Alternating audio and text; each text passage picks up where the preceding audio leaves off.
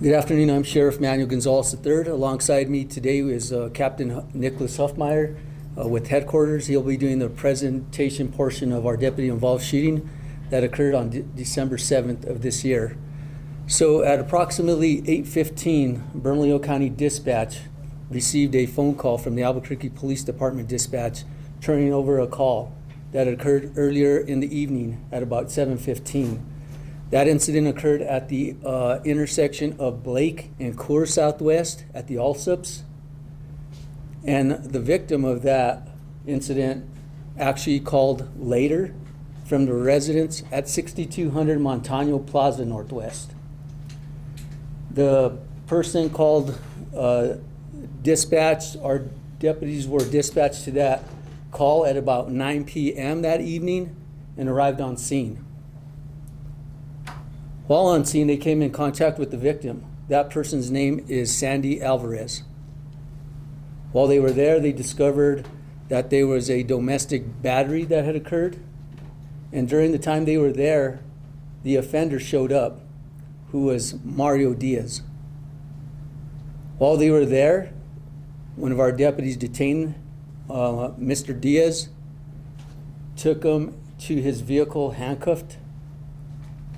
While Diaz was in the vehicle, at some point he slipped one handcuff. And then during that interaction with the deputy, he actually fled on foot. And our deputy ensued a foot pursuit, and a physical altercation took place. The deputy yelled over the radio that he was in a fight. Other deputy that was on scene was assisting him. Her name is Deputy Tyler Feist. They were involved in an altercation. Diaz had pinned her and was holding her on the ground. At some point, she yelled some utterances about her weapon, which prompted the other deputy to disengage from the fight on the ground, pull his service weapon, fired 2 rounds, striking and killing Diaz on scene.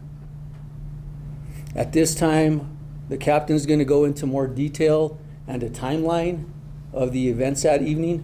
What we do want to warn everybody about during these presentations is that this footage is very graphic and is not suitable for all viewers, and definitely not suitable for children. Also, during this press conference, while the captain or myself is up here, we would like to limit questions to 1 question per person. But also, what we'd like you to do is say your name so the captain can state your name and restate your question for the audience. Thank you. Captain. All right, good afternoon, everyone. If I could just direct your attention over here to our presentation. So as the sheriff mentioned, the series of incidents that took place on the night in question start here in the parking lot of the Allsups, located at Blake and Coors, that is in our South Area Command. It's there where the domestic violence incident allegedly takes place inside of the vehicle. The termination point of the incident is here at this apartment complex located at Coors and Montano. As best we're able to determine, the victim had a spare key for the vehicle, and when the alleged offender, went inside of the convenience store there at Coors and Blake, jumped into the driver's seat of the vehicle, started that vehicle, and proceeded to return to their joint apartment, which, as I mentioned, is there at Coors and Montano. Somehow, that gentleman is able to get a ride. I don't have the details on how he arrives back at their joint apartment. Some kind of an interaction takes place between the two of them, at which time, and you'll hear this on the dispatch recordings, she is actively hiding from him and trying to get into apartments, neighboring apartments, to hide from him while she's on the phone with 911.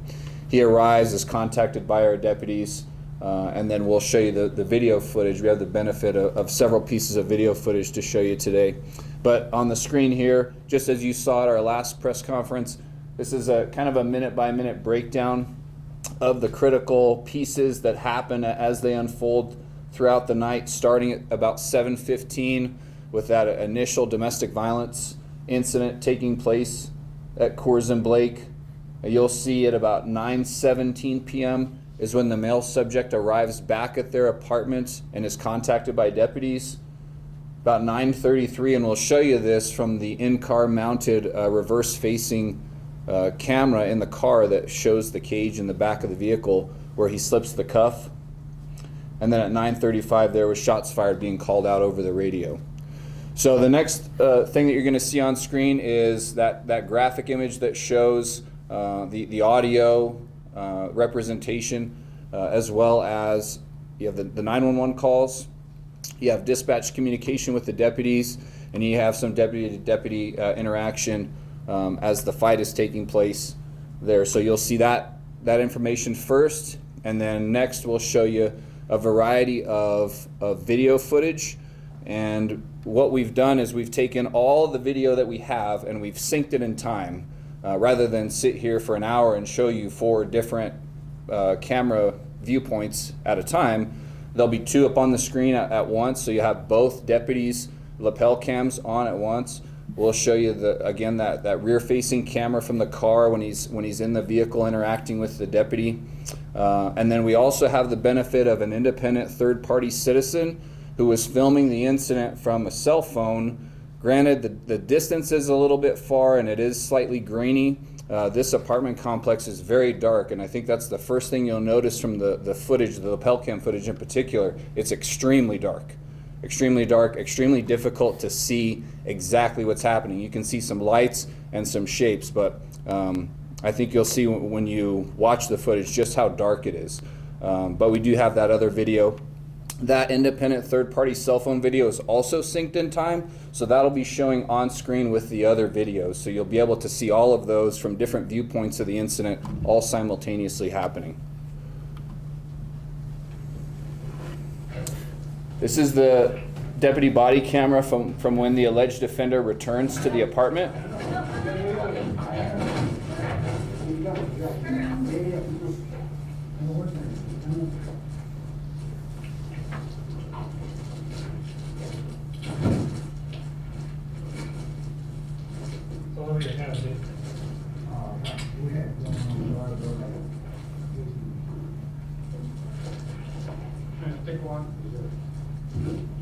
Go ahead and pause it right there for me, Joseph.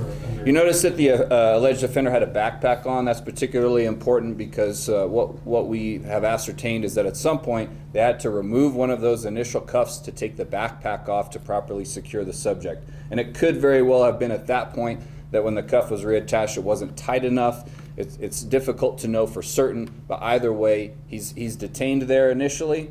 He is removed from that one cuff to get the backpack off, as best we know, and then he's recuffed and secured into a vehicle. All right? Go ahead. This is that rear-facing camera seat. Pause it just one moment. It's sped up. He's sitting back there a long time. You're free to IPRA the entire footage. It's quite lengthy of him sitting in the back of the vehicle. We just sped it up for the purposes of today's presentation for time's sake, but there's no cuts. This is seamless footage from start to finish. He's seated in the back seat. Go ahead, Joseph. Thank you. He's seated in the back seat. That's the moment where he removes the cuff. You can still see the other cuff on his right hand. He does try to take that one off as well, but he can't get it off.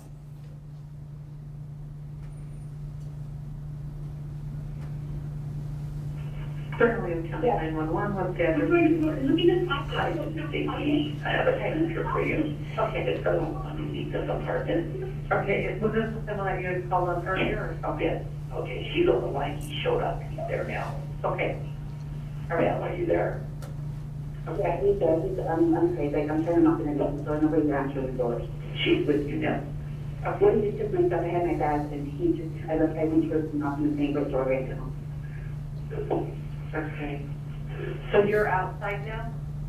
Yeah, I'm outside the apartment, but he's like walking around, so he's trying to look for me. So we need to get everything off over here. And you're outside and he's inside. I want to make sure I have this correct. Yeah, I'm outside the apartment, but he's coming outside with me. He knows where I'm at. I'm going to even run in the dark right now because he might chase me. Okay. Stay on the lane with me, okay? Keep me after the hand officer's headed that way. Does he have any weapons? I couldn't go back. He was shooting. I looked at him. Is that him that I hear? Ma'am? Well, I'm sorry, I'm so scared right now. Okay. Are you hiding from him right now? No, I can't hide. Okay. I'm not going to open. Okay. Hey, I want to see if you come inside real quick. Yeah, I'm talking with my boyfriend right now, and I just called the police on him because I'm trying to get away from him. Is that okay? What department number are you going into? This department, Okay. yeah, Is he intoxicated or on any narcotics? yeah, yeah, Which one? Both? yeah. Social 160 West. Yes, and I'll be up. 6200 Matani Plaza, apartment number 12, February 24th late. There is a 1015 downstroke at Corridor Lake also that's about an hour ago. We received a 17 back then, now she's running to Maitland. We're actually getting an open line through the female raising that she is outside of the apartment and he is inside now. They live together. Female's going to the neighbor's house at Ocean's. Check in the mail, she's advising that he is maintained and on 57.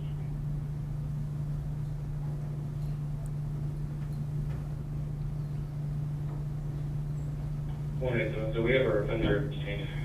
What is it?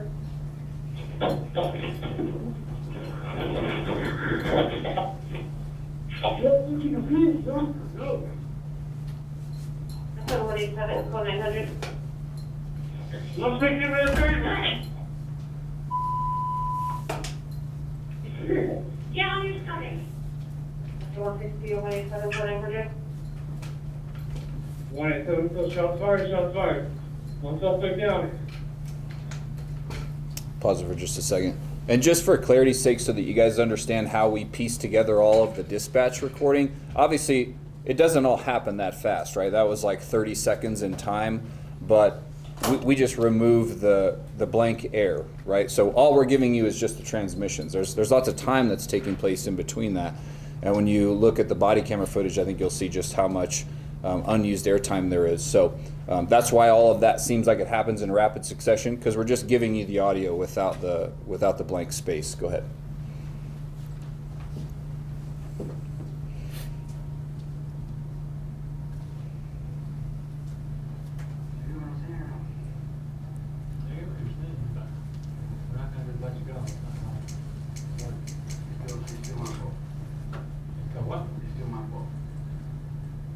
The time to argue about your innocence or guilt is in court. Oh, come on, that don't do that. Come on, in court still? Right? I mean, that's where you're found innocent or guilty, man, is in the court of law. You want that big pitch right quick? No, I hear you. And that news come out. You mind, please? No. Oh, come on, We please. should be done on, get back in the car. No, I mean, come on. Just, hey, bro, I got to take a piss, bro. Get back in the car. Please, bro. No. What do you, no. Go ahead and pause it. So you'll see he's trying to coax the deputy into letting him out of the vehicle. He's using a common ruse. I need to use the restroom. I want to smoke a cigarette. Those are common things we've all heard before. And then you see there's like a violent lower body movement. It's impossible for me to tell if he's kicking the door or if he kicks the deputy. Either way, he's able to, in pretty rapid fashion, get out of the vehicle. And you can see how easy that is to be done, especially when he's already managed to slip out of one of his handcuffs. Go ahead.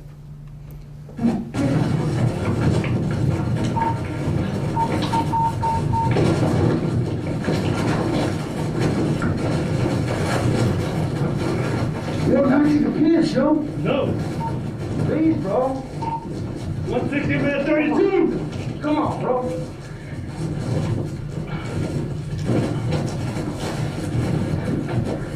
Again, that second camera is synced in time, okay? So that's happening at the same time.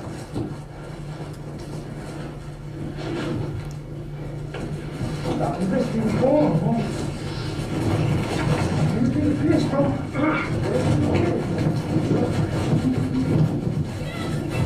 Go. I am. Oh, yeah. I'm sorry. Yo. Please. How you doing? Get on your I am. right down. I am. ma'am. Put your hand behind your back. Both Yes, of them. ma'am. Yes, ma'am. Get on your stomach.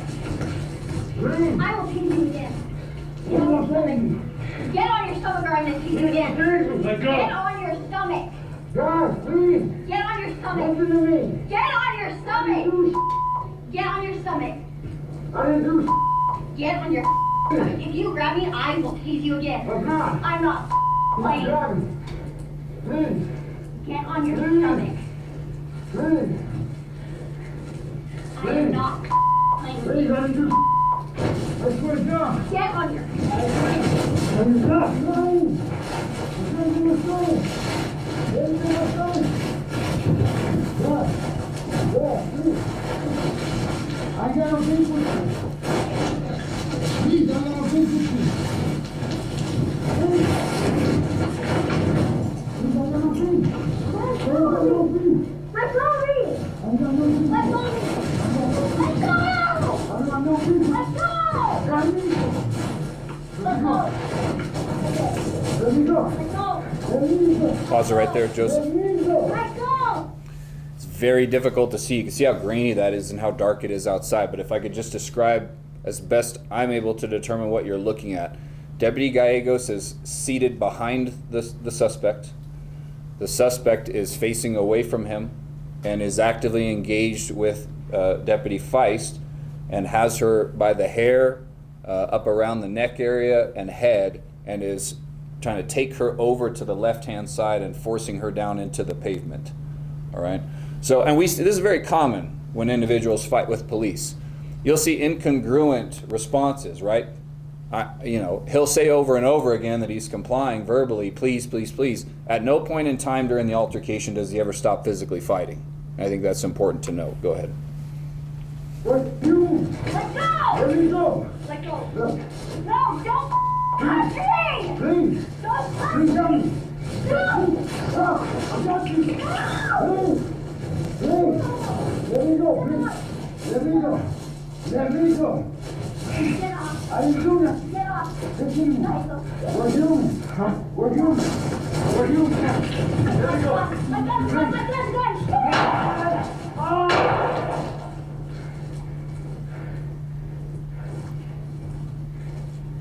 One eight seven, so shots fired, shots fired. One suspect down. So you can hear the utterance that Deputy Feist makes. It's very not entirely garbled, but as best we're able to determine, it sounds like she says, my gun's gone, or he's got my gun. It's hard to tell because the muffling of the microphone rubbing against the clothing and other things during the altercation. As best we're able to determine, it is some combination of that. And in response to that, Deputy Gallegos responds accordingly, consistent with his training, fearing that his partner might have been disarmed or that there is now a gun involved in the fight that the offender might have, okay? But you can see how dark the footage is. It's very dark, and that's just a limitation of the technology as we have it currently. So let's go ahead and move on. This is the alleged offender of the domestic violence incident and the decedent. His name was Mario Diaz. He was 41 at the time. He does have a significant criminal history spanning quite some time. Best we're able to determine, he is a convicted felon, although not every charge that you see on the screen is a conviction. Some of those charges were just charges that were later either nollied or not prosecuted for some reason, and I don't have all the details on every single case that he was charged with. I do know that second charge there on the screen did involve our same victim.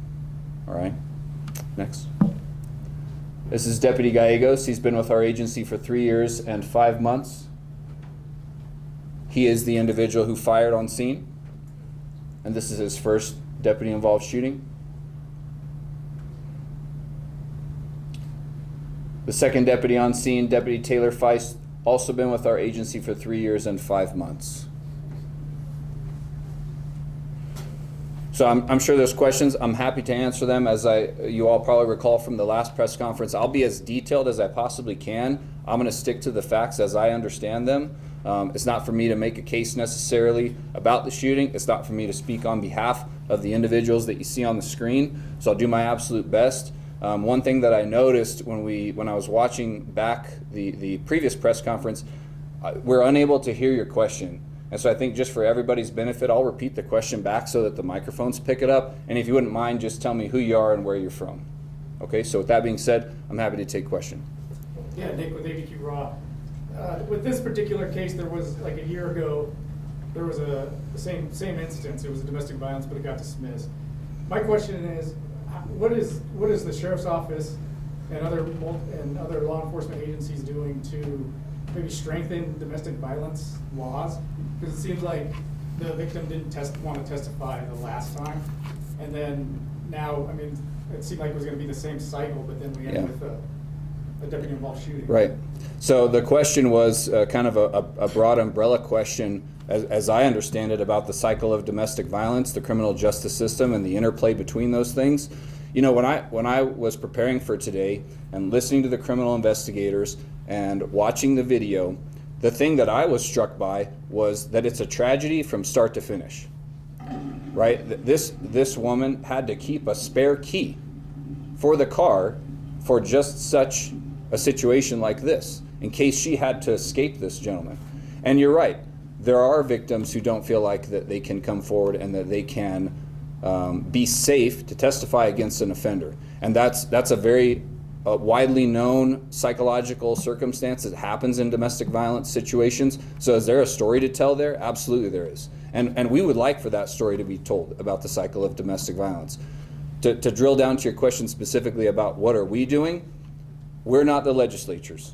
We can only enforce the laws that are on the books, and we can continue to arrest these people. But I would say that stiffer penalties for violent offenses, particularly things like domestic violence, we would always be in favor of that, absolutely. Next question.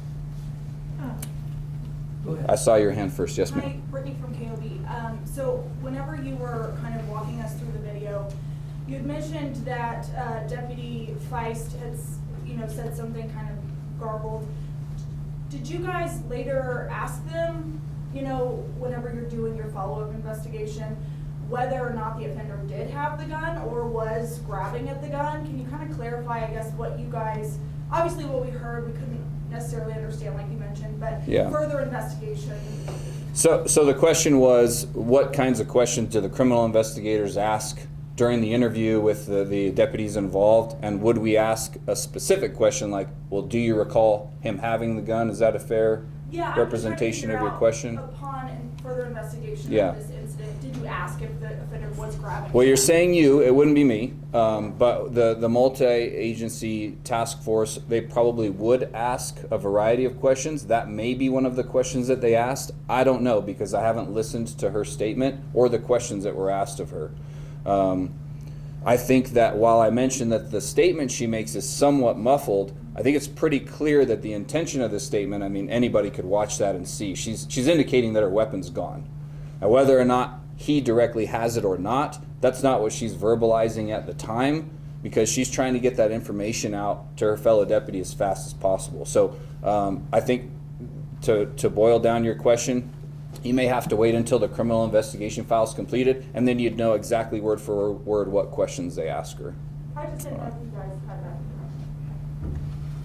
This is Elise Kaplan from Okay. the Albuquerque Journal. Yes, ma'am. I just kind of want to follow up on that really quickly. So we don't know if he actually took the gun or not. Is So that correct? the question was, do we know if he disarmed the deputy or not? And no, ma'am, I don't know that. Okay. Yeah. And that was, But it's limited yeah. to one. Is there another question? I thought I saw one more hand towards the back. No? No? Okay. Who was the deputy that handcuffed Diaz? That appears to me to be Deputy Gallegos, because Deputy Gallegos is the one that walks him down and secures him into the vehicle, and Deputy Gallegos is the one who's standing at the car door while he's trying the I've got a pee ruse, that I mentioned. We see those types of things quite often as a means of trying to get out of the vehicle. Okay? And as far, Brittany again from Kobe, as far as, because it appears obviously it was slipping out of the cuffs, Mhm. does that happen often? Were they just maybe too loose, or do you guys know? So the question was, are suspects or people who are detained able to slip cuffs often? I wouldn't say it happens often, but it does happen, yeah. And it would just be a matter of, his anatomy, his wrist size, his hand size, how tight the cuff was. There's some logistics that go into that. You'd be surprised, when people are desperate and they want to get out of a situation, particularly one where they don't want to go to jail. It's quite remarkable the things that they're able to accomplish. Anyone else? Go ahead. Stephanie with KOAT. In that call, the victim said that the offender, Diaz, was intoxicated and on drugs. Do you guys know if a toxicology report was done on the offender on whether or not he was using drugs or alcohol? My understanding is that, well, let me repeat the question. The question was, did we order a toxicology report on the decedent? My understanding is that's quite common practice, and yes, but I don't have the results of that. All right. One more Last one. Last question. You got it. Last one. And I'm sorry because we walked in late. That's okay. But are those deputies back at work? Can you tell me the status of I didn't know how long of a period off they took, or? Yeah, Deputy Gallegos is back. Deputy Feist has not returned yet. And the question again, I'm sorry, I'm trying to repeat what you guys are asking, is whether or not they've returned from their standard administrative leave. So 1 yes and 1 no. Thank you all very much for coming. Again, we do have the presentation to provide for you. It is in this format directly. So if you want the full footage, you guys know how to get that. And then again, when the criminal investigation is completed, you're free to IPRA that case file as well to see those details, okay? And any follow-up questions, you could go through Jamie or Deputy Montiel for follow-up questions. Thank you. We appreciate it. All right. Thank you very much.